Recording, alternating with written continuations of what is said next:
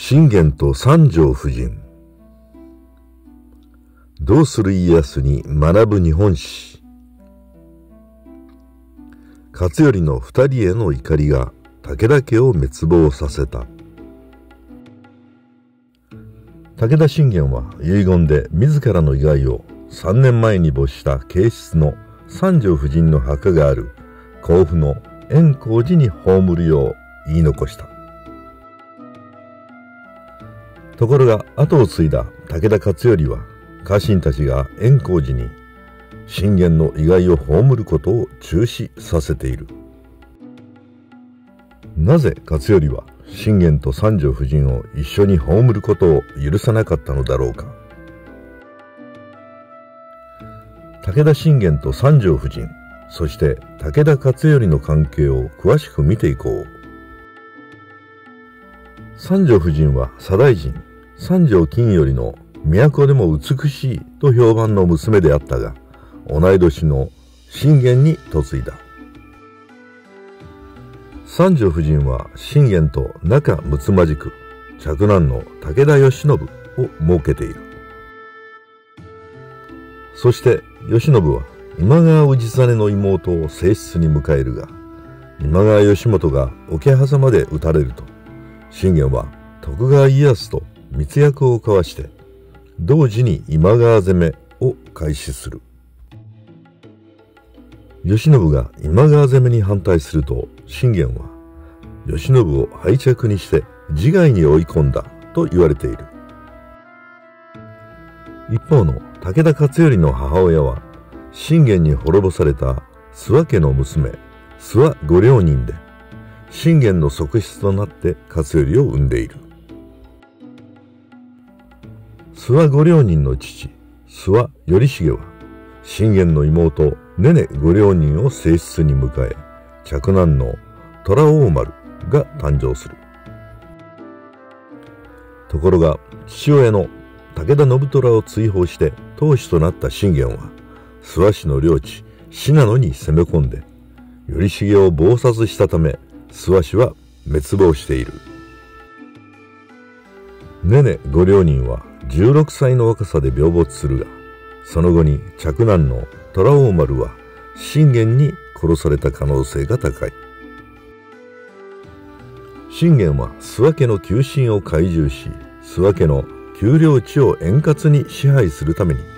諏訪御両人を側室にしたのである。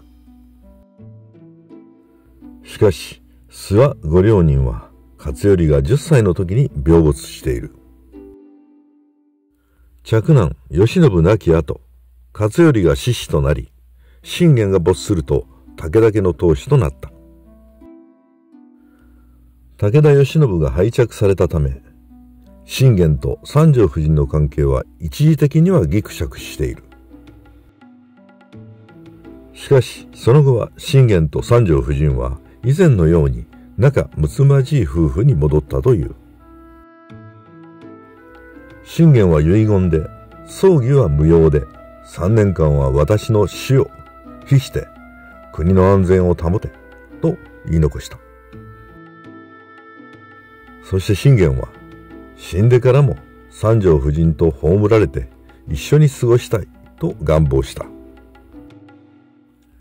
信玄は三条夫人を愛し、死んでからも一緒にいたいと願ったのである。ところが後を継いだ勝頼にしてみれば、信玄が正室の三条夫人と一緒に葬られると、諏訪市出身で側室の子供である自分の立場がさらに危ういものとなる。勝頼は信玄の遺体を円光寺の近くの土屋正嗣邸に運び、秘密裏に庭に埋めた。そして信玄の遺体は3年後に掘り出されて荼毘に付されたと言われている。しかし信玄の遺言を守らない勝頼の態度が徐々に家臣たちの武田家への忠誠心を喪失させることになる。長篠の合戦で多くの重臣たちを失った勝頼は、戦国最強と言われた武田軍団を二度と立て直すことができずに失速していく。最後には血縁関係の最も濃い穴山梅雪にも裏切られて、武田勝頼は天目山で自尽している。父親の武田信虎を追放して武田家の当主となった信玄だが、妻や子供たちにも非常に徹した。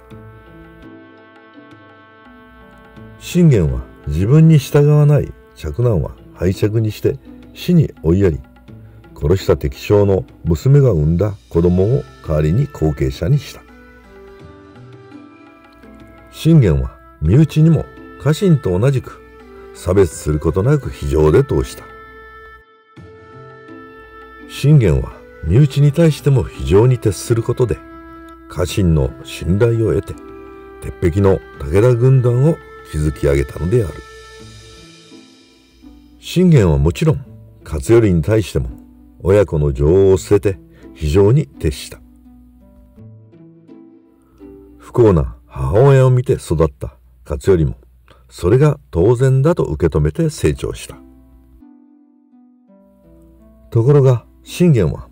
三条夫人に対してだけは死んでも一緒に眠りたいという情愛を示した。武田勝頼が三条夫人に嫉妬というよりも強い怒りを感じても仕方がないだろう。勝頼が信玄の遺言を守らなかったのも、父や三条夫人に対する不信感と強い怒りが原因だったと思えてならない。アリの一穴の例え通りに、どんなに堅固に築いた包みでも、アリが掘って開けた小さな穴が原因となって崩落することがある。武田信玄が三条夫人にだけ示した情愛がアリの一穴となって戦国最強と言われた武田軍団を崩落させたのかもしれない。